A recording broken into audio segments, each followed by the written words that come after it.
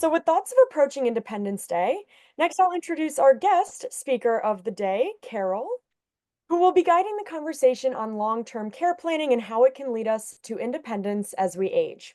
Many of you know Carol Brandt, founder and president of Brandt Financial Concepts of Palatine, which is celebrating its 41st year in business. Carol is a valued resource, supporter, and partner of Elderwerks in the financial planning and the long-term care planning and funding spaces. Affectionately known as the Queen of Long-Term Care Planning by many, with decades of experience, Carol is certified in long-term care with a passion and focus on education to help people plan and prepare before a crisis. She is also a member of the MIT Planning for Longevity Advisory Network as contributor and collaborator on topics concerning brain health, aging well, and longevity, with a focus on living better as we age with technology. Carol's firm is our third-year diamond level sponsor of the Elderwerks Aging Better Expo, and we couldn't be more thrilled to have her again this year. It is being held again at Stonegate Banquets in Hoffman Estates on Wednesday, August 13th. Carol is a scheduled guest speaker as well at 10 a.m. that morning. Be sure and visit her and her team at the first two booths as you enter the exhibit hall that are historically showstoppers, and I can say so myself as well, from experience.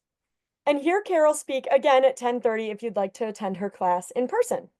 So Carol, thank you so much for being here. Thank you to your team for setting this up with us today, and I will now turn it over to you. Thank you so much for that kind introduction.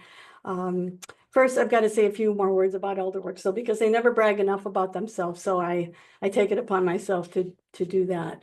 I've been working with Elderwerks for the past several years, and I probably call on them every week for a referral source. They have helped so many of my clients.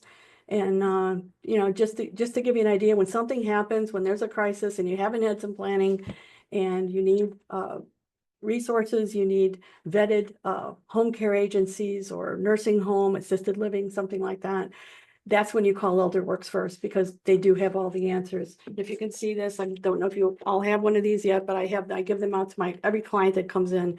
It's their amazing resource directory. It's like a phone book, and it's got everything you could think of.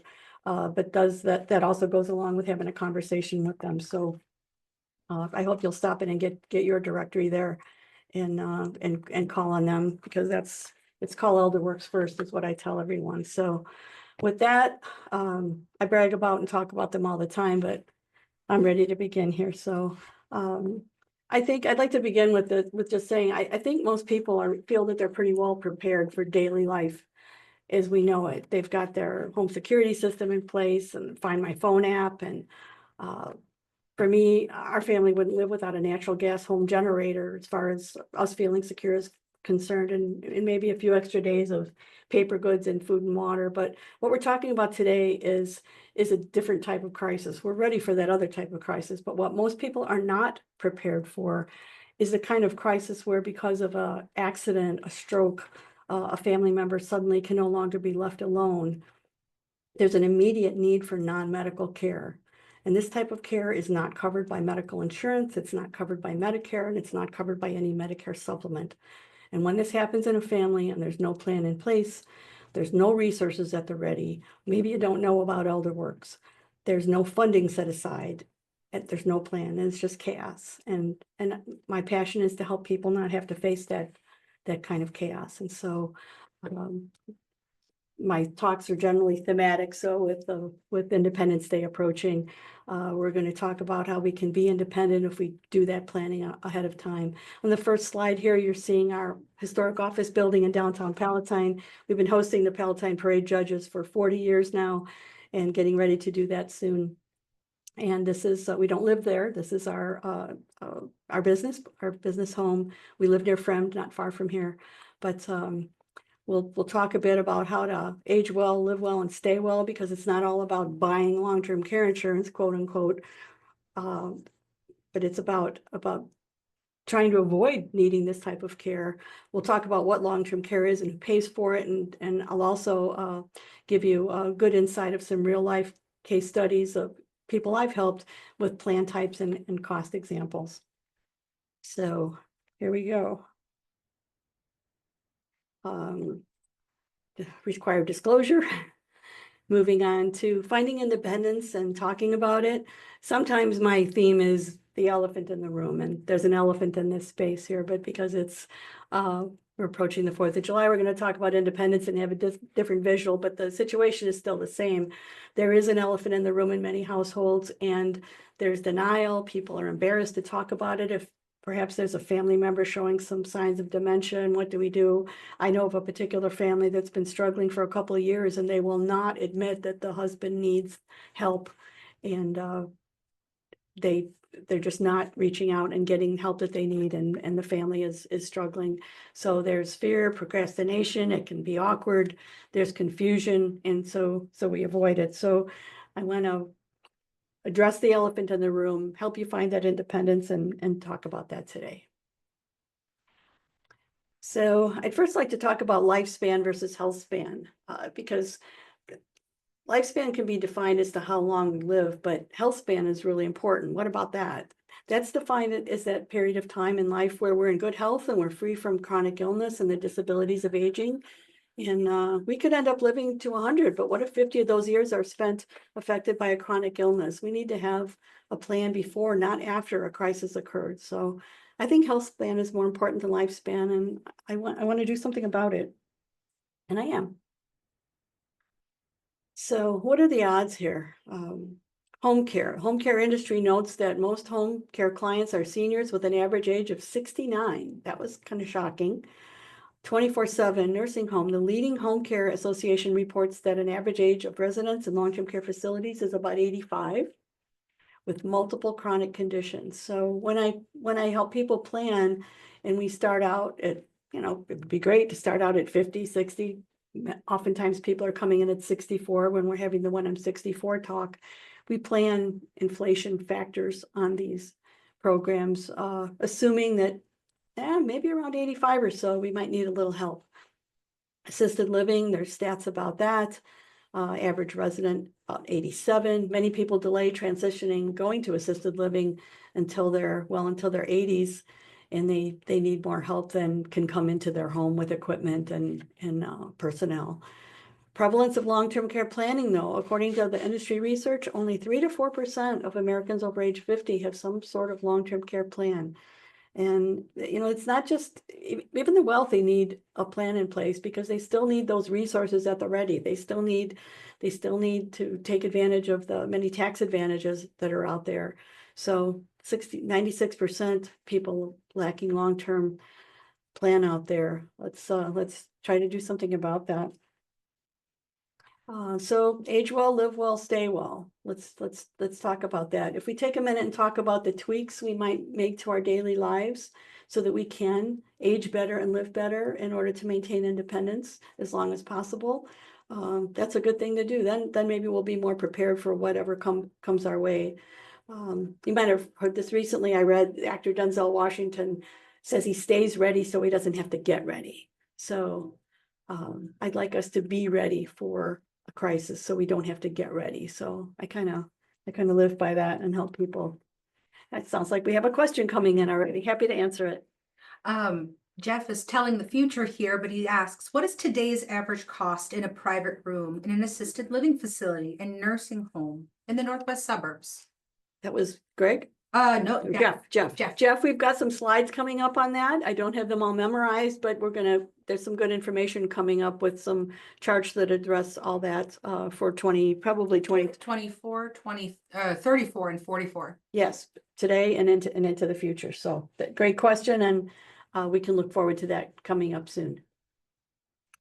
So to age well, don't laugh, sing, stretch, and strengthen. Let's talk about that.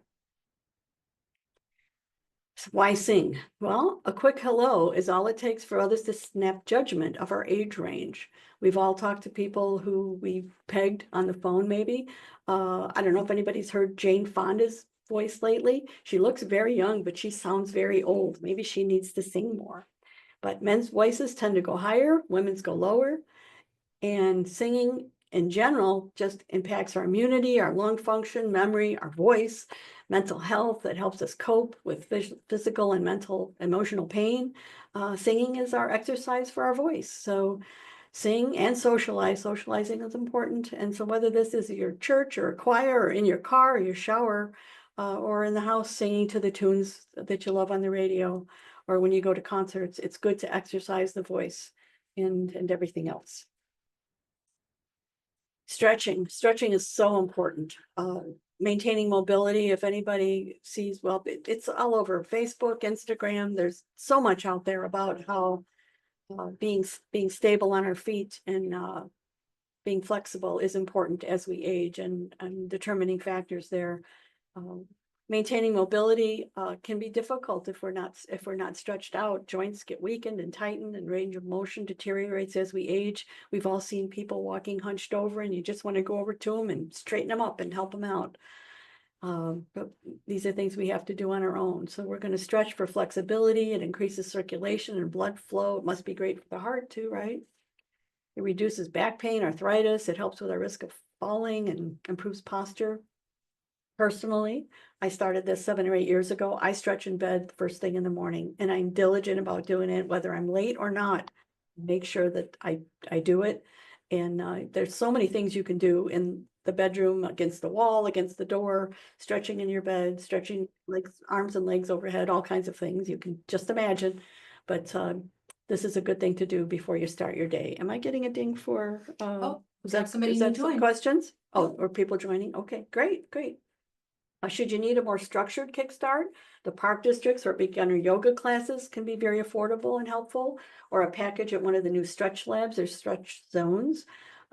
Quickly, a former neighbor needed to lose weight and explained to a group of neighbors that in the first week she began by going into her basement gym area and she sat down next to the treadmill and had her morning tea. She did this for about a week. And after about a week, she then got on the treadmill. And that was what it took for her to get going, is to position herself in her mind and with her body to get near the treadmill and then get on the treadmill. She ended up losing about 80 pounds and did a really great job. But whatever it takes for you to make a decision to do something. And don't forget to rely on friends and family to ask them to inspire you if you need that kind of a kickstart.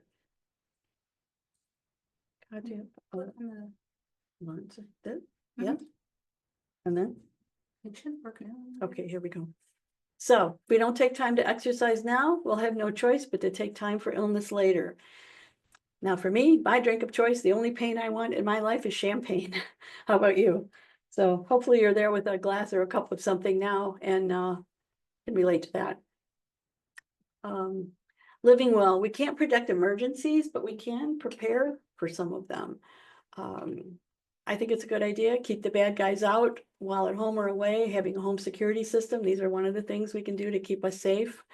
We can add simple improvements such as grab bars for safety in the shower. The shower and bathroom is one of the most dangerous places in the home if you live, especially if you live alone and you don't have anyone to call for help. And if you do live alone, connect with help through a life alert or smartwatch. I don't care if I was 30 years old. If I lived alone, I think I'd have something like that in case something happened. So simple steps to lessen risk and better protect ourselves. There's other things like having a natural gas generator. That's something that's important to us. We had our basement flood twice. The second time it was due to a clog in a pipe that was draining out in the backyard. I mean, it was something crazy, but we didn't want to go through that again. Having extra water, flashlights, maybe a little supply of non-perishable food, whatever living well and feeling safe means to you, these things contribute to peace of mind and living a better life. Staying well, I'm a big advocate of not skipping your medical and dental checkups. I don't care what the doctor says. Somebody tells you you don't need a PSA test if you're a man after age 70, protest, because people can be diagnosed with prostate cancer early and have it caught. But I'm finding the primary care physicians are not doing them in men over 70 any longer, and they're not telling them. So we got to speak up. Make sure you schedule age-appropriate screenings, the mammography, colonoscopy, bone density, things like lifeline screenings, thermography, cardiac CT to assess heart health. And yes, there are plans, Medicare supplement plans that pay for these preventive screenings now. So I think it's important to be aware of the contraindications and side effects of meds that we take and not just tolerate the symptoms. I have people come in to see me for their Medicare supplement for the first time and get their list of drugs to help them research the drug plans, 10, 11, 12, 13 medications, and they've all got side effects and they just tolerate them. And so we need to be our own advocate and take an active role in our care, because sometimes the meds can be the killers, not the disease, right?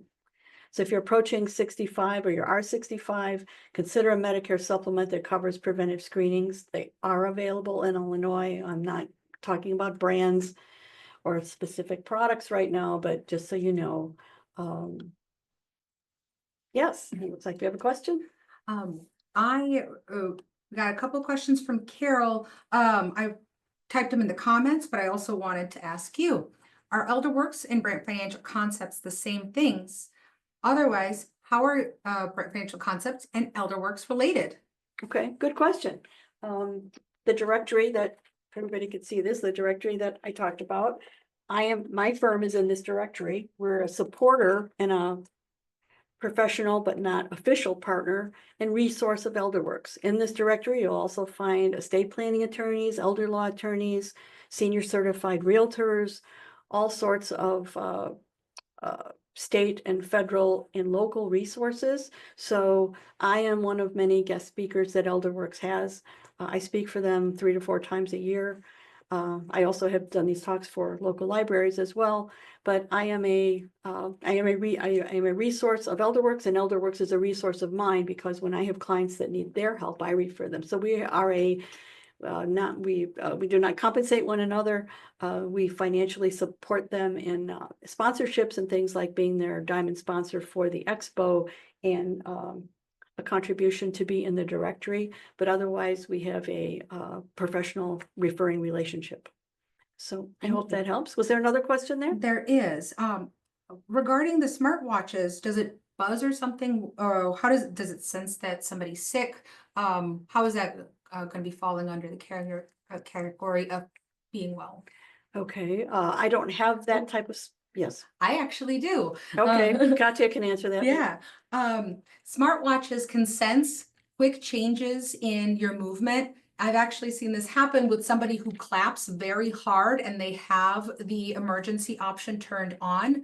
The smartwatch will get a notification on your screen and will say, we sense that you may have fallen. Do you want us to call 911? And you can either respond verbally or click the yes or no buttons on the screen of your smartwatch. So it could sense that, oh, you fell and might need some assistance. Okay, that's great. And then there's those life alert things that might hang around your neck, and they're a more simplified version.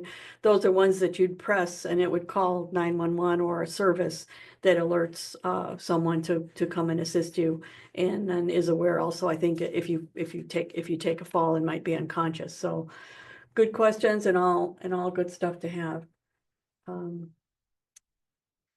So we're going to take a pause now and take a look at a very short video on long-term care to give us a feel for understanding long-term care. Understanding long-term care.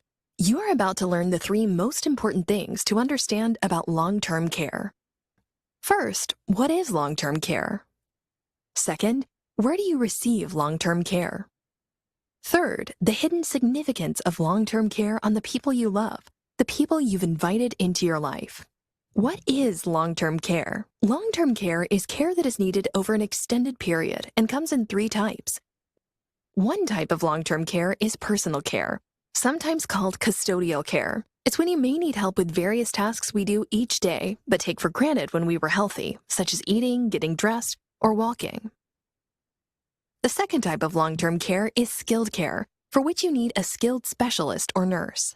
The third type of long-term care is supervisory care if you get Alzheimer's or other kinds of dementia. Where do you receive long-term care? Long-term care often evokes images of a nursing home, and while that is a subset of care, most people prefer to stay at home or receive care in an assisted living facility where they can be with other people. The hidden significance of long-term care on the people you love. It's of critical importance to understand what long-term care does not just to you, but to loved ones, both emotionally and financially. Long-term care causes you to be unable to fully care for yourself, and it impacts those you love by requiring their full attention. Will it be from your husband or wife? One of your adult daughters or sons? What impact will that have on them? You may say, I would never ask those I love to care for me. None of us want that. But if we fail to adequately plan, what choice are we leaving them? Of course, they will want to help as best as they can. Proper planning can help you afford and access the care you need so that your family can stay focused on caring about you and not for you. That planning often includes the right insurance to directly help you and also help the people you've invited into your life. Now that you know the 3 most important things about long-term care, it's time to have an insurance specialist help you be better prepared for long-term care. Go here. Understanding long-term. Pardon me. Here we go. Wait, Yes. Yes. so we're here. All right. Okay. So I don't know if you're like me, but I like to hear things a couple of times when I'm hearing new things. So I saw that little video there, and so now let's review and expand on that a little bit. So some people confuse it with general healthcare. And Elderwerks specifically asked me to address this because people call them and have confusion about what is actually long-term care and how to access it. So some confuse it with general health care. Many think it refers to medical insurance or only receiving skilled care, and others might assume it refers only to being in a nursing home. But actually, as we heard, long-term care, it's not a policy, a medical care, or a place, but long-term care refers to that personal care or non-medical care or supervision that we might need at any age for an extended period of time. We might associate this type of care with aging, but honestly, it can be needed at any age due to an accident, a stroke, chronic illness, including cognitive impairment. So referring to a long-term care insurance policy or plan, that's the agreement or the product that actually provides the tax-free funds. So it's not always insurance. Sometimes it's a pool of funds. So it's whatever that pool of funds, however we can accumulate that pool of funds to pay for care, and then also have a system to help with claims, accessing resources, and getting the right care. So it's really not just about the money. The wealthy might say, well, oh, I have plenty of money. Yeah, but you don't have a system in place. You're still worried about who am I going to call? How do I find vetted resources? Who can help me? There's a talk out there that Hartford put together, and it's called who will change my light bulb? So if you think about who will change my light bulb, how will I get an ice cream cone? Who will I have lunch with? If you can answer those 3 questions, kind of give you an idea of what you have in place for your future care. And if you can't answer those questions, then it's good to have a plan in place so that you know how will you get that ice cream cone and who will change your light bulb. So something to think about. So funding is a different matter. Not everyone is experienced in funding. Some people can talk about long-term care planning all day long, but if you don't know how to put the funding together, so that's where I come into play. Funding is the long-term care, is how to pay for the long-term plan and long-term care plan, and that's where someone certified in long-term care planning comes into play and can be helpful. So first, if we need long-term care, it's generally received in a home setting first. People try to stay at home as long as they can. We tend to call on friends and family first. But then when the need for more people and more medical equipment or more supervision becomes greater, then decisions might be made that we need to move on to a facility for care. So when you have a long-term care plan in place, care, whether it's at home and everything in between, from assisted living to hospice to dementia care, to custodial care, and then and everything in between onto a nursing home is is covered when you have a plan in place. There are common threads that go through the planning process.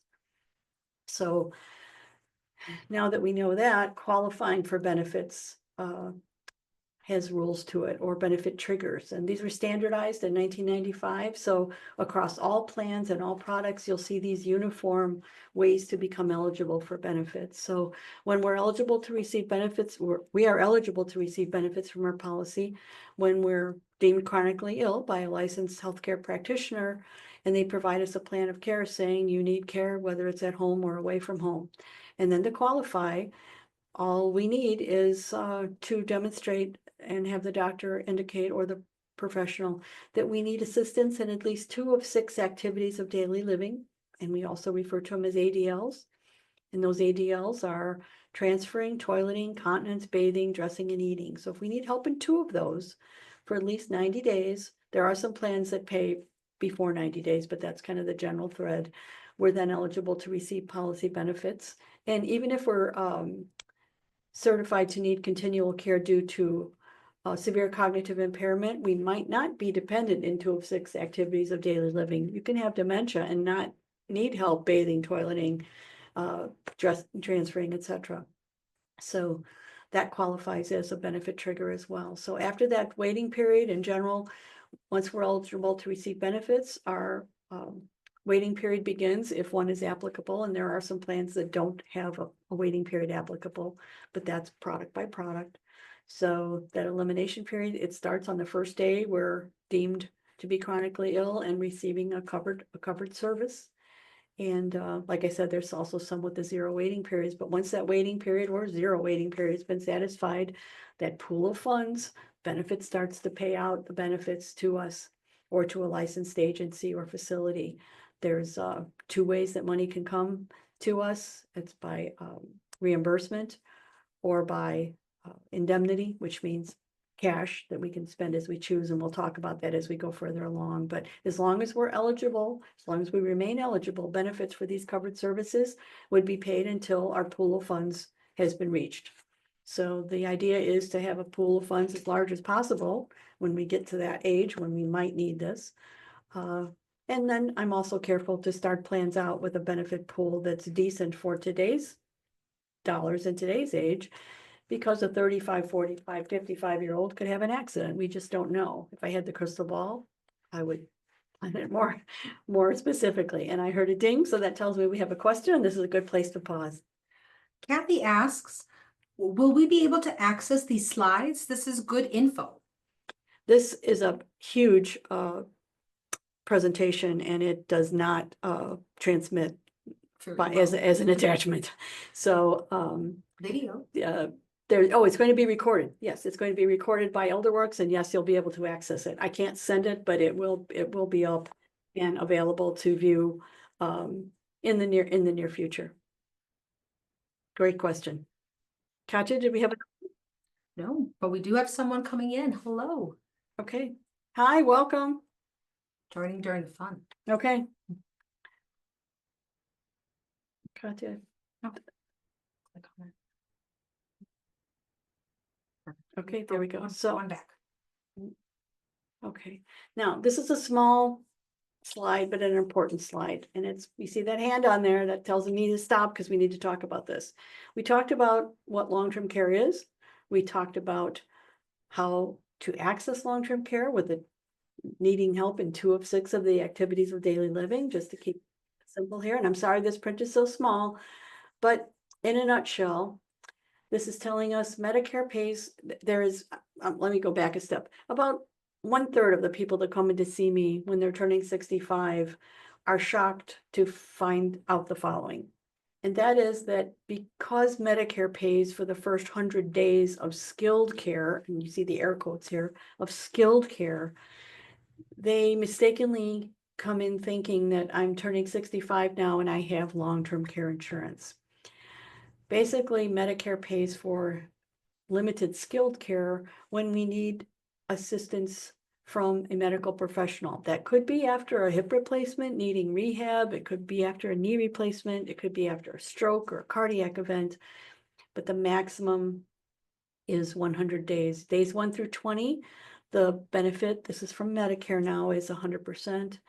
Then after 20 days, we're going to do an 80-20 dance with Medicare and our Medicare supplement, but only if the rules are to be hospitalized for the first 3 days. However, Medicare has been paying for outpatient, they have been paying for rehab following outpatient hip and knee replacement. So we don't argue with that. But in general, there has to be a hospital stay first, then followed by needing skilled care. As soon as we don't need skilled care anymore, how could that happen? Well, we could have a stroke and go through rehab, and at day 37, we've gotten as good as we're going to get. There's no improvement any longer, and the doctor in the hospital and Medicare will make the decision and will be either moved out of the facility or into a nursing home or at home care, and Medicare will stop paying. Whatever Medicare pays, the supplement pays. So if Medicare stops, the supplement stops. That second column references private Medicare supplement insurance. Again, that's going to do the dance with Medicare for that first 100 days. But as you look down the line there, you can see that tiny print. It goes into assisted living, continuing care, adult day services, and home health care with limited coverage. It does not pay, does not pay, does not pay. That's why we need to have our own plans in place. The third column is Medicaid. And you might know in Illinois that we have to spend down to $2,000 and pretty much be impoverished in order for Medicaid to pay. And that last column is, it's letting us know that we're pretty much on our own. So that's why we're here to plan. So again, Medicare and medical insurance and Medicare don't pay. Personal medical insurance, group insurance, Medicare supplements never pay the cost of medical care. Medicare Advantage plans don't pay either.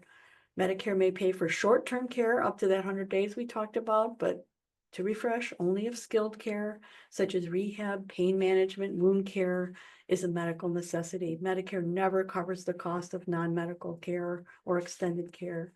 We have our When I'm 64 program to help people understand Medicare and simplify the traditional process. And half to a third of people, the stats say a third, I say when people are coming in to see me, it's about half. They're like, oh, I was sure that it paid. And now they, once they have that visit, they know that it's not. But now,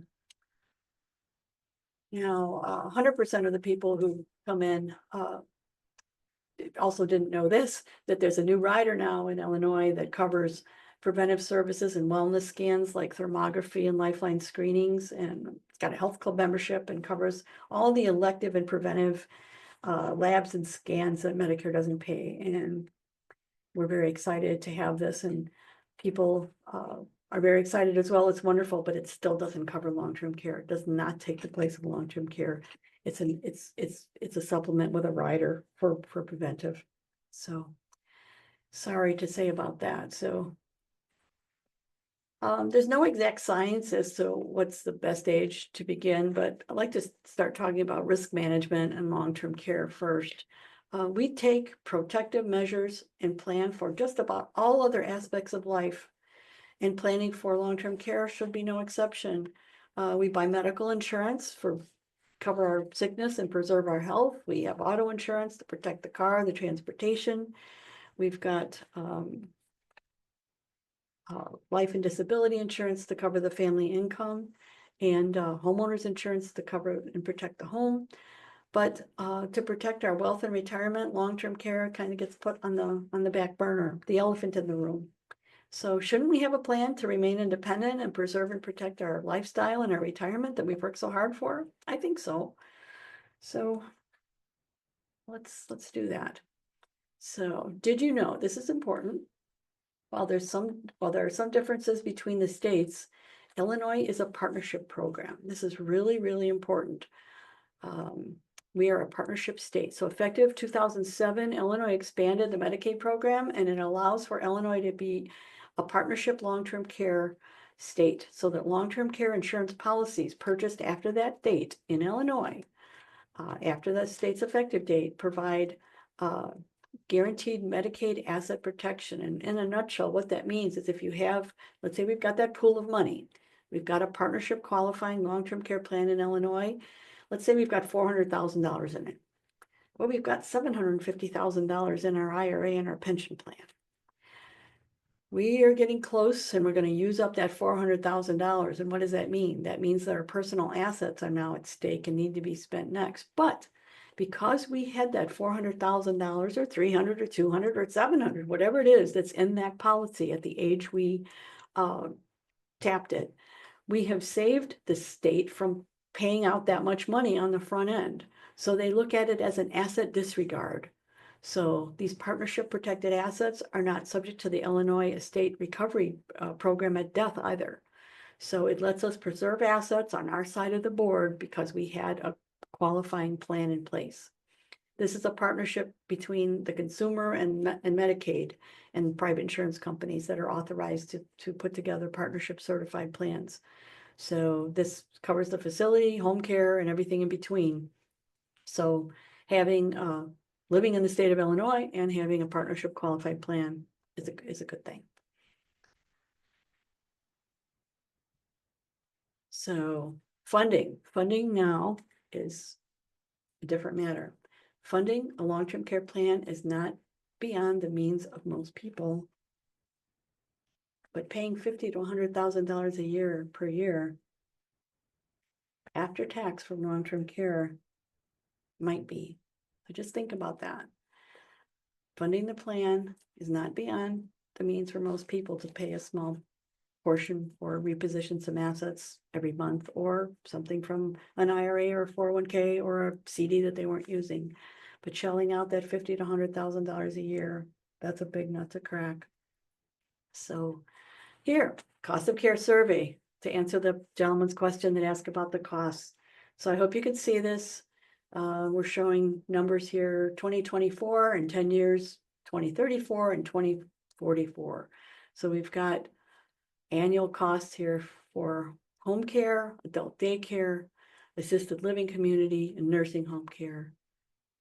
So this will kind of give you an idea, depending upon number of hours needed.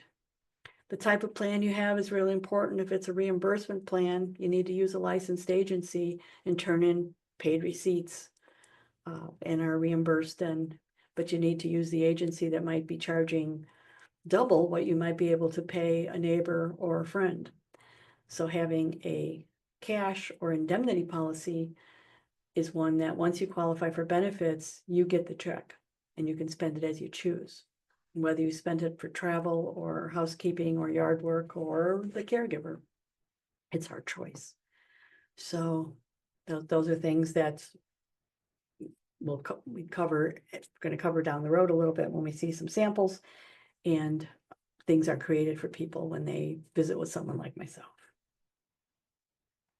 So let's take a look at traditional long-term care first. So we're going to look at some samples of some cases and some real life situations of people that I've helped. So first we're going to take a look at traditional long-term care.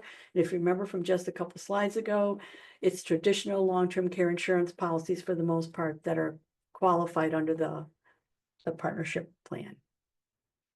So here, a traditional long-term care insurance plan might look something like this. So here we have Larry, who was 65. He applied for and was approved for a long-term care plan with a 3% compound lifetime inflation. And what we started out with, because he bought it when he was 65, was he started out with $6,000 benefit, and he chose a 5-year benefit period. So there's a 5% discount for living with a partner, and he got 5% for good health. And this was a partnership qualified plan. So over to the right, we see in the turquoise there, the long-term care policy. It started out with an initial pool. We talked about, we're trying to accumulate a pool of benefits. Doesn't matter if it's a policy or if it's real money, or, you know, a bag of, or a box of dollars under your bed. We're trying to accumulate a pool of money. So the initial pool of money here was $360,000, and that spun off. That would, in the event of a long-term care incident, would give Larry $6,000 a month, tax-free. We put an inflation rider on there so that it increased that pool. And so over time, we've got inflation. So hopefully we've got a stable premium of, you can see in the last box, $318 a month, which I don't think is too bad, considering Larry was 65. So by year 15, his pool of money with the 3% inflation rider has grown to 560,000. So his monthly benefit is now 9,300. The inflation rider is still cranking away here, and in 20 years, it has grown up to 650,000. And in 30 years, Larry's 85. His pool of money is up to $874,000. He's got $14,000 a month tax-free. And by the way, if he needs to go on claim, he doesn't pay a premium anymore, and the premium of $318 is waived. And hopefully that premium stays the same. And I got a ding, so we've got a question here, so it's a good time to pause. Jeff asks, what do you project as the inflationary factor applicable to these costs? 5%, 7, 10 per year, or even more? And sounds like the costs of care. Cost of care seems to be going up higher than normal inflation, but not but, and I think we have to plan on at least 3 to 5% per year, and that's why these plans have inflation factors that are able to be added on, inflation riders of 3 to 5%. So you can see Larry started out with 560 and ends up with 874 only because of the 3% inflation rider. By the way, if you don't put an inflation rider on your partnership qualified plan, it's not a partnership qualified plan. It has to have an inflation rider on it in order to be recognized as a partnership qualified plan. So it needs to start out with that inflation rider. So we'll go on to the next one here. This was Hank. Hank waited till he was 75 to buy his long-term care plan. So he didn't get as much benefit as Larry did because budget reasons, but he was still able to, with his health. Now, controlled blood pressure, cholesterol, thyroid issue, a little bit overweight, having a past history of a heart issue, all these things do not disqualify you. So don't be afraid to be pre-screened, which is something I do personally anonymously with underwriters behind the scenes ahead of time, so people kind of have a feel for whether or not they'd be acceptable or not. But this long-term care plan for Hank, we put a 20-year 3% compound inflation rider on there. It helped keep the premium down a little bit, meaning that in 20 years, the 3% inflation rider, it would stop growing because he'll be 95. So we got him a $3,000 $3,000 a month 4-year benefit plan. You got the 5% discount for living with a partner and 15% for his good health. It is partnership qualified, as you see below the long-term care policy for him. It started out at $144,000. It's not a huge amount, but it's $144,000 of tax-free money that he didn't have before. And that was able to spin off $3,000 a month tax-free. His inflation rider, also the 3%, increased his benefit to $193 in year 10, $224,000 in year 15, and up to $260,000, excuse me, $5,400 a month in year 20. And for that, Hank's premium was $373 a month. And that was something that was affordable for him. And that's one thing to keep in mind here. Everything is custom. I'm going to take a question in just a moment, but everything is custom. So it's really, there's pretty much something for everyone based upon your budget, and even plans for those not in the best of health. I'll pause here to address the question that came in. Yes, Wendy asks, what happens to this pool of money if you don't need to use it, I'm assuming for long-term care, but now need money to live? And what happens to the money if you die? Good question. With a traditional long-term care plan, that's why we're covering it first, because these were the first types of plans that came out. It's like buying health insurance. The benefit is there if you get sick and it pays your bills, but do you get anything back if you don't get sick? No. If your house doesn't burn down, I don't see people lamenting that they didn't have a house fire. They still have to pay their homeowner's insurance and they didn't get anything back. So I don't mean to make a joke of it, but with this plan, with a traditional plan, there is no refund, there is no equity to it. You're not building anything, but you've got the pool of funds for use for long-term care and for which you qualify with the 2 of 6 activities of daily living. So partnership qualified, waiver premium if you don't, if you are on claim, but and I don't want to say use it or lose it and have it sound negative, but that's to help you remember and for your notes, use it or no refund would be more gentle way to answer that question. So the next example is a traditional long-term care plan. This is now for a married or an unmarried couple. This was a couple, Philip and Jeremy, 52 and 56. They started out with a $6,000 a month plan and had a $360,000 pool of funds each. Phillips was $256 a month, Jeremy's $276. Put the inflation rider on there for each of them. Over to the right side, there's that 3% compound inflation rider going to work. They started out with a $6,000 a month plan for 5 years. There was a 5% discount for having a partner in the house, spouse in the house, so to speak, and 15% discount for good health that they both qualified for. So you can see how the plan grew to 560,000, 650,000 to 874,000 in 30 years for them, and they're in their early mid-80s and maybe they need it. So premiums were affordable for them, 2 professionals. This was an Illinois Partnership Qualified Plan. And even though there's no refund, it's still a very popular way for people that have not a lump sum to reposition, or maybe can't take anything out of their 401k, or don't have some CDs sitting there that they're not using, and maybe living on a pension and fixed income, but do have this available cash to set aside. And of course, the younger you start this, the better. The numbers are smaller. Now we're going to take a look at a different approach. And this is looking at life insurance as an asset class. You have your stocks, bonds, mutual funds, where life insurance is an asset class too. And now life insurance can have living or accelerated benefit riders where we can have it pass on to our beneficiaries if we die, but where we can also use the cash right now for long-term care. And there's a question that I'll answer before we go to the next slide. Yeah, Carol asks about the partnership qualified plan. If somebody's single and lives alone, does that mean that they don't qualify for the partnership qualified plan? The partnership word is kind of confusing. I can see that now. Partnership doesn't mean having a partner that you're living with, but it's a partnership with the state and with Medicaid.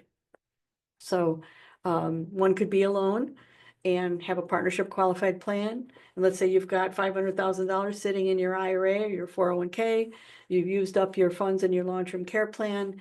The state will allow you as a single person to retain and disregard that. Let's say it was 400,000 that you had in your pool of funds in your policy of what you've got in your IRA. They're going to disregard that and not make you spend it, not make you spend down to the $2,000 in order to qualify for Medicaid benefits. So you could still have a hefty amount in your own account and still qualify for Medicaid.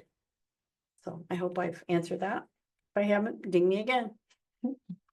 Okay, life insurance with that you can use with living or accelerated benefit riders. This is a case, Michelle, female, age 50. She had no life insurance. She did have a partner that she wanted to protect, and she wanted long-term care. And so we looked at something like this. Life insurance policy that had a built-in or an optional rider that gives her a monthly pool of benefit dollars if she becomes chronically ill, with the same triggers as the traditional plan. 2 of 6 activities of daily living gets in the same way. So she becomes chronically ill, and it would give her accelerated access to the death benefit immediately while living, a percentage of it. So first, to the left bottom, there's a 0-day waiting period under certain circumstances. We put the maximum 4% chronic illness rider on there, on her plan. And with her $300,000 benefit that she chose, she's able to tap 4% of 300,000, which is $12,000 per month if she becomes chronically ill. And guess what? It's cash. This is a indemnity plan, and it does not require receipts. Once qualified for benefits, you're qualified for the year, and the $12,000 a month is coming in the form of a check, and you can spend it as you choose without any receipts required. At death, beneficiaries are going to receive anything that's left. Let's say she used $100,000 over $300,000. Beneficiaries will get what's left. I'm not illustrating anything in the securities realm here, but this happens to be a plan that the cash values can be put to work in sub-accounts and grow to much more than we're seeing here, but this is just how it begins. By the way, the death benefit and the premium are guaranteed. With a traditional long-term care plan, they have been stable since 2014, and there are some pricing regs in place in many of the states. The Society of Actuaries estimates that there's less than a 10% chance that the traditional long-term care policies, like you saw in the first 3 slides, will need to increase in premium. And if they do, the increases are estimated to be less than 10%, but yet they're not guaranteed. This thing you're looking at right here for $342 a month that will grow much larger over time for Michelle is guaranteed. Premium will never change. Just FYI, this is not partnership qualified. This is a life insurance plan with a premier company with a patented exclusive rider that guarantees the death benefit and the premium for life. But it is not partnership qualified because it's not a traditional long-term care plan, but it still rocks. The next one, this was a very interesting case. This is Dr. Shane here. He had an existing life insurance plan that he bought when he was 30 years old. He's now 64. He came to me for his When I'm 64 talk. He didn't have long-term care. I said, bring in your current cash value life insurance. Let's take a look at what we can do with it for possibly exchanging it to something new with a long-term care rider. This guy was in perfect health. He had a $675,000 life insurance plan that had no living benefits on it, and was paying $7,200 a year for it, which he was scheduled to pay for the rest of his life. He had no long-term care. We exchanged that $289,000, did a tax-free exchange over to a new plan with a $675,000 benefit, but with living benefits, with a 4%, with a 2% rider. And guess what? We were able to wipe out his $7,200 annual premiums, pays no further premium, and it's guaranteed to age 120. 0 premium guaranteed. He'll never get a knock on the door that he needs to put any more into it. So he gets a new $675,000 life insurance policy with a rider that's going to start him out with a $12,300 per month benefit if he becomes chronically ill, guaranteed for life. And by the way, what we do with the $7,200, it helped us fund a plan for his wife that didn't have one. So this was pure success here. So even though he bought his first policy when he was 30 and he's 64, how in the world could we do that? People are living longer. Actuarial tables have been redone. So it's just really amazing. You got to take a look at these things because they're out there. Now we're going to take a look at an annuity funded long-term care plan. This is now, we've got IRA money, 401k money, 403b, 457 for municipal employees like police and fire. We do a lot of that, or a personal or inherited IRA. What can we do with that? We've got no long-term care. What can we do? Let's see. This annuity funded life plan was for a single female. Mary was 70. She was looking to, this refreshing me now. She had a $5,000 a month long-term care plan that she had bought through her employer. And somehow the premium has remained the same. It was under $200 a month. So we wanted her to keep that. We wanted her to retain that. But she wanted to supplement it with another $3,000 a month. And she's got lifetime coverage on her existing $5,000. So we wanted to match that. So we went to this annuity funded life with long-term care plan. There's only one company that has this in a package. So Mary, age 70, all it took was her to reposition. She popped $88,241 out of her IRA, a partial IRA rollover. She's not using her IRA money. She's living on a pension, travels all over the world. In order to qualify and make this happen, why is life insurance used in these things anyway? It's because it is an estate planning tool. It can be a wonderful estate planning tool that the government recognizes as a vehicle that can accumulate and spin off tax-free money. Annuity money can be tax deferred, but proceeds that come out of it are taxable. But in order to get the money out of the IRA, it's got to go into an annuity first and then funds the life that pays the long-term care. So the $88,000 gets a tax-free exchange over to the annuity, follow the arrow upward and to the right. And the good news for Mary is that this insurance company is now going to gave her a bonus of 25% of the 88,000 to cover the taxes. So now, instead of having $88,000 to start out with in the pot to fund the life insurance to pay for her long-term care, the 88,000 turns into 110,301. That spins off $11,030 a year for 10 years and pays off a life insurance policy that gives her $3,000 a month tax-free for life to supplement the $5,000 that she wanted for. It was absolutely ideal. It's a lifetime benefit. She passes away, her survivors will get $74,495 back. Not quite all, but most of it back. So that's how that works. Let's take a look at the next one. This is an annuity funded plan for a married couple or an unmarried couple. They can be partners as well.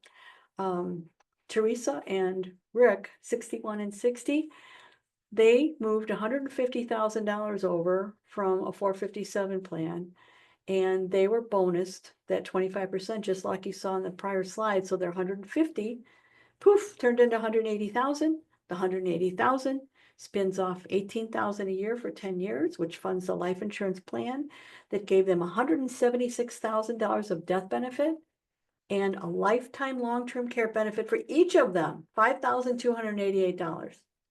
Now, no, that's not going to pay a $10,000 bill, but these people didn't have anything.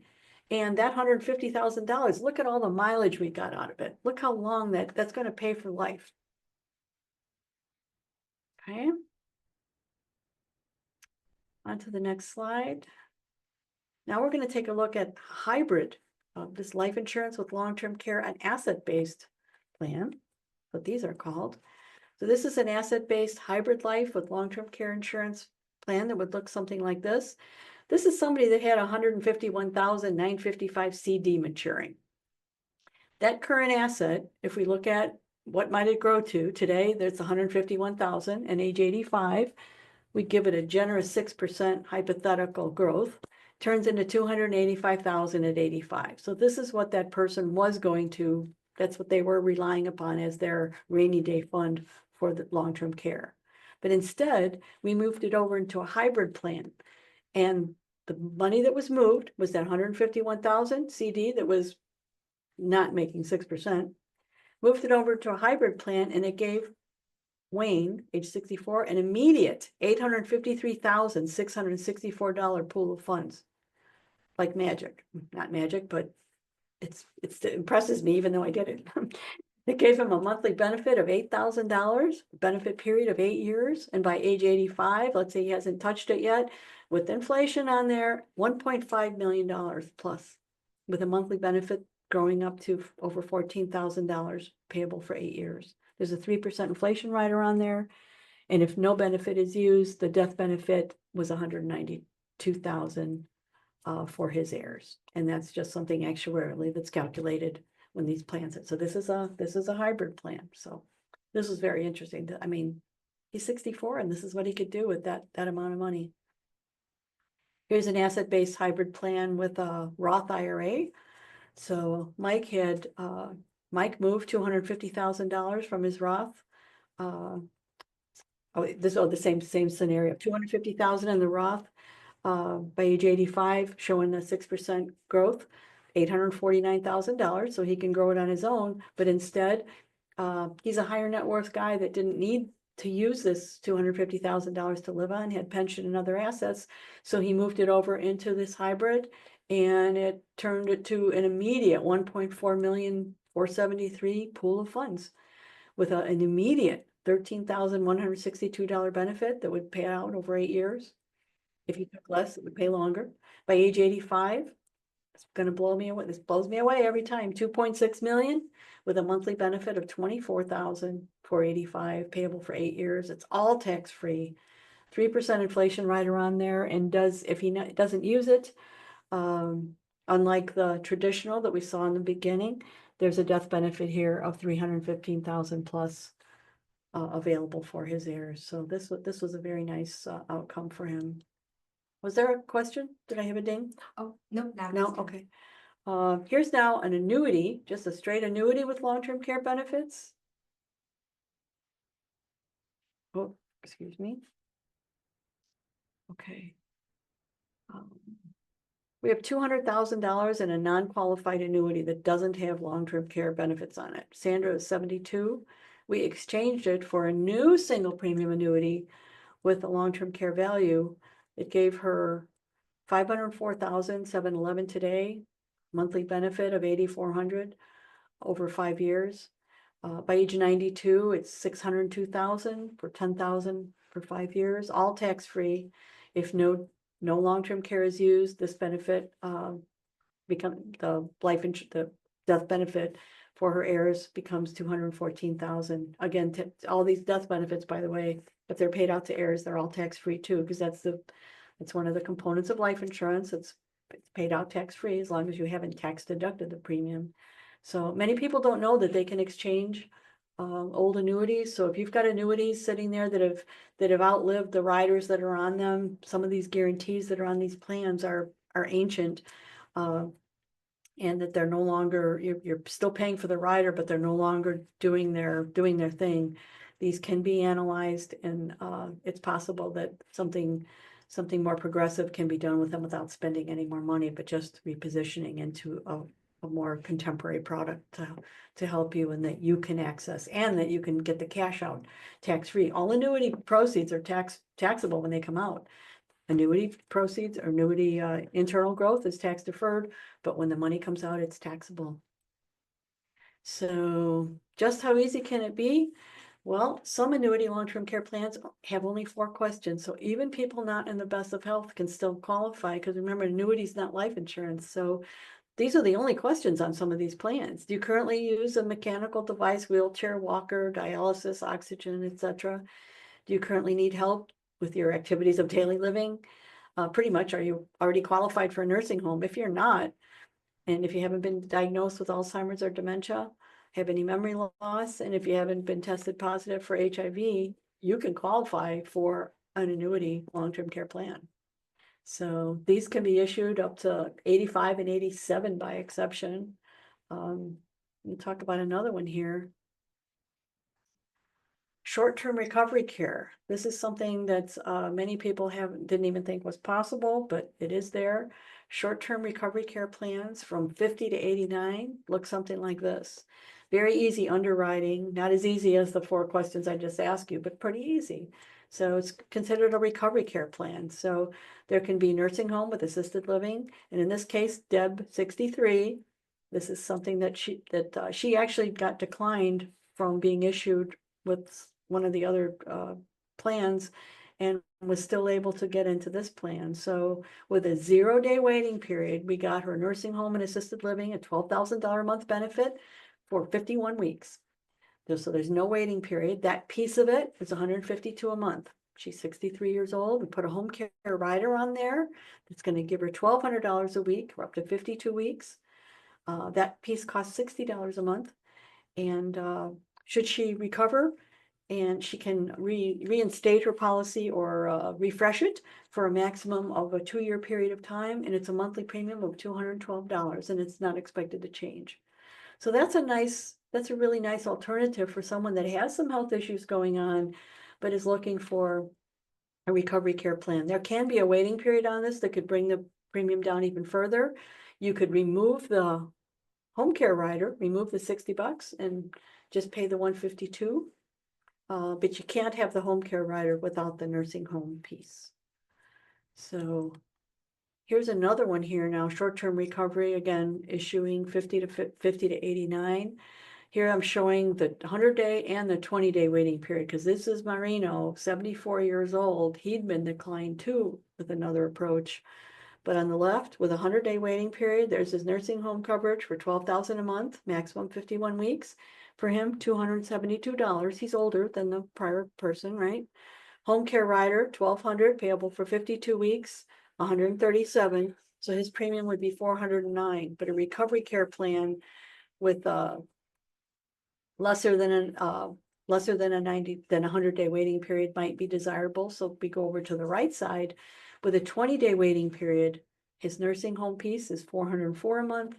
his home care rider $137, and the premium is $541. So either $409, $541, or it would cost a little more if we went to the 0-day waiting period. But he actually took the 20-day, but I wanted to show both here to kind of give you an idea that there is some savings here. But this is a very nice plan to hit recovery. What might you use this for? Going through chemotherapy, had a heart attack, a stroke, an accident. And it can pay up to 2 years if there's recovery and then refreshing of the benefits. So when and why would you plan with short-term care? Well, there's simplicity. There's no waiting period option. It could actually be an add-on to an existing plan. So let's say you've got one with a 90-day waiting period, and maybe you've got one like that prior gal that she had that $5,000 from her employer that she was only paying less than $200 a month for. This is a nice add-on to that, let's say, if you picked up some health issues, or even if you're fully healthy to qualify for anything else. But the underwriting advantages are more relaxed. But I used to look at this as Plan B, but it's not really just Plan B. It could be your core plan, available 40 to 89. So something to think about. So with these plans, it's not just about the money. I don't care how wealthy you are. You've got money, you can pay for this, but why pay for it with fully taxable dollars? And the other part of it is having the resources, the advocacy, care coordinator, and concierge services, all that robust assistance goes along with this. These are captions from some of the plans. Your care specialist will communicate on your behalf with the doctors and other care providers to gather all the information, offer support and guidance through the whole process. If you're alone, this is quite valuable, especially if you're not feeling well or disabled. Another company says our program is designed to help you with your policy, put your policy into action so you can get the care you choose. Next one, a care coordinator contacts the insured or the family member to assess the need for care and services and develops a personalized plan of care. These companies can work hand in hand with Elderwerks, with the vetted services that they would recommend. They stay on top of all of this. They've vetted hundreds of home care agencies and nursing homes and assisted living facilities. So you're not dealing with places that might have bad reputation. Can match you with local care facilities, healthcare providers, create a plan to keep you in your home and let you remain independent as long as possible. Again, if you're alone or even if you're not, people are overwhelmed. It is chaos when you don't have a plan. Benefits can include care coordination services. They do. They're all at no additional charge. None of them charge for this. And a perfect time for a question. Carol asks, is age 89 the oldest you can establish the short-term care plan, or is it the age at which your plan expires? 89 is the oldest age to access, so it's 87, and by up to age 89 with exception is in their guidebook. So you can qualify for a plan up to that age. It's possible. So now, how do we fund this? Funding is important.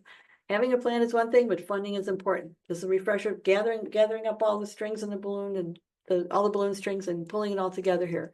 So we've got investments in CDs, or we can exchange an old annuity. Age 59 and a half, we've got a $2,500 can be drawn out of a traditional retirement plan without penalty. This is pre-59 and a half, excuse me. So pre-59 and a half, we've got new legislation in place. We can take up to $2,500 out of a qualified plan without the pre-59 penalty to help pay for a traditional plan. We can, and the third one, we can exchange an existing cash value life insurance policy. You saw that with the doctor there, bought it at 30 years of age, and then at 64, he was able to still do something and knock out his $7,000 premium. The fourth one, this is an idea you haven't heard yet. You can sell an old life insurance policy for cash through a life settlement option. We do that too. So if you have an unwanted policy, but you have no long-term care, a long-term care plan could be purchased with a lump sum coming out of a sold life insurance policy. And a question? At what age do most of these plans expire, or benefits end? Or does long-term care plan, do they last until you die? Long-term, with some plans, you buy them for a specific benefit period of time. You pick your monthly amount that you want or your pool of funds that you want to start out with and your benefit period. So you might pick a 3-year plan. Like I think we saw one with a 3 and 4-year benefit period. We've seen some with a 5-year benefit period. We've seen some with 8, and we've seen some for life. So this is by the choice of the consumer. So But they don't expire if I don't use them in 3 years. no, the plans last forever. What is limited is the benefit period if you so choose it to have a 3-year, 5-year, 8-year, 10-year plan, but it doesn't stop at the 10th year. Oh, you didn't use your plan, it's gone now. It's just that that's how long the plan will pay once it begins paying benefits. And then of course, most of the plans, the premiums are waived and we don't pay anymore. So going back to the slide, the second row, where can we get funds for a plan? You saw some examples of money coming out of a 457, and we talked about an IRA. So it could be repositioning part or all of an asset. With a joint plan, you can actually get money out of one spouse's plan and use it to fund a plan on another. There's only one company that allows that, but it's doable. The green could be your RMDs. People have their RMDs coming out all the time and always complaining, like, I have to pay tax on this money and I'm not even using it. Well, let's reposition it over into a long-term care plan. You don't have that, turn it into tax-free dollars. So, or you work it into a budget, and that's where sometimes the traditional long-term care plan is attractive, but there's all the other ones can also be paid for on a monthly basis. Work it into your budget, pay it on a monthly basis, or maybe it's that rainy day fund, but sometimes there's family gifting. I've had some situations where parents found out about, learned about long-term care and pre-funded, early gifted some dollars that their adult children were going to inherit so that they could fund a plan for themselves. So there's just lots of ways, It's just good to ask. Industry update here. Some industry, some just general update, but good to know. There's never been more options for long-term care planning. I've never seen this many options. I've been working in this space for 40 years. I'm certified in long-term care planning, and this is what I do, and I've never seen more options. From traditional to short-term recovery care plans, annuity-based plans that pay a bonus, these hybrid plans, and again, even plans for those not in the best of health. As of 2024, we've got the partnership state program with the exception of Alaska and Hawaii, Mississippi, Utah, and Washington. New long-term care premiums should be more rate stable than in the past. We talked about that. 41 states, I mentioned this, but I didn't mention how many. 41 states have strict pricing and rate adjustment regulations in place for new policies that rates have to be justified, and if they're not, it's not going to happen. And I mentioned this before, the Society of Actuaries says that the long-term care insurance priced and issued since 2014 has only a 10% probability of needing a rate increase. And I can tell you right now, there has not been a rate increase on traditional long-term care insurance of any of the plans I work with, which we're independent. I can represent anybody and I've seen them all. There has not been a rate adjustment since 2014. And if an increase were needed, that Society of Actuaries estimates it would only need to average 10%. So hoping that doesn't happen, knock wood, whatever you can. Just good to hope for that. Frequently asked questions. What happens if I buy a policy and never need care? Somebody already asked about that. Unfortunately, you don't get a refund on the traditional one, but you saw on all the other ones, there was money back for either yourself or for loved ones in the form of a death benefit. Can I receive care in another state if I move? Yes. Absolutely. Are there tax advantages to paying for care insurance with paying for care with insurance versus depleting my retirement savings? You betcha. Retirement money comes out fully taxable. Even the wealthy understand this. It's a tax play for them. And it's also having the resources at the ready, the plan in place, the funding in place, and people that you can call on to put the whole plan together and oversee care. Do policies cover Alzheimer's if diagnosed down the road? Absolutely. Something that comes up later. Once you qualify for a plan, it's not underwritten anymore. It's all done. It's whatever happens to us is covered and it's not ever taken away. Are policy renewals guaranteed? Yes, all policies are guaranteed renewable. Can I obtain a policy on myself but not my spouse? Yes, that happens sometimes. Where there's maybe a 15, 20-year age difference in some families, and they see more merit in getting the plan on the younger person that's going to be left behind. What's the best age to set up a long-term care plan? Boy, if I knew the exact answer, I'd like to see people like 55 talk about this. That would be a really good age to start talking about this, because then you're not paying premiums your whole life, but you're starting before maybe some health problems do, and you just got more choices and better control and lower costs. Is applying for a plan before my next birthday a good idea? Absolutely. Age changes. I always stay on top of birthdays when people are in conversation with me, and we can save age up to a certain period of time going forward. Some of the companies say applications need to be dated within 30 days of your birthday and submitted and issued within 30 days after that. Everybody's got their own rules. But some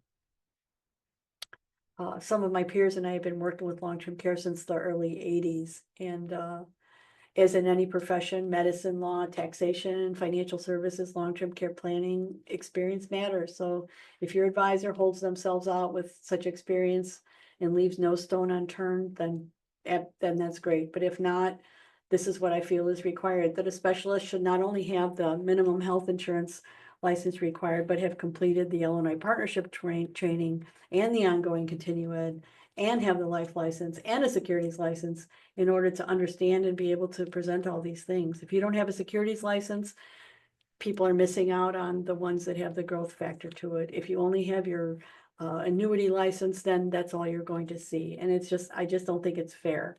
There's plans out there with guarantees and growth potential, and it just seems like it would be a shame to not be shown everything. And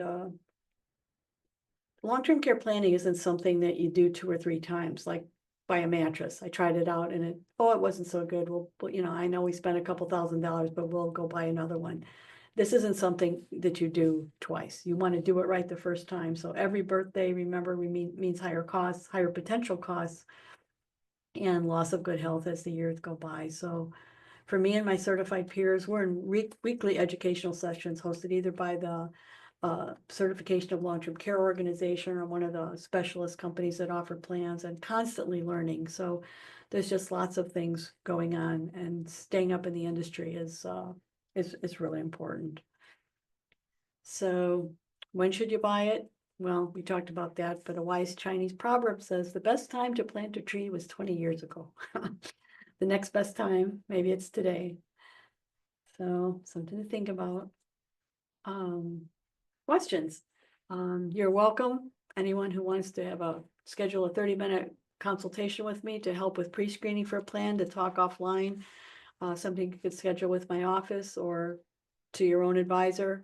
But I hope your attending today inspires you and gives you a sense of what you need, what you might do, that everyone, regardless of financial situation, needs a plan, not just for the money coming in, but for that coordination of care and that assistance, because someday someone might be left alone in the household and not have someone to do that for them.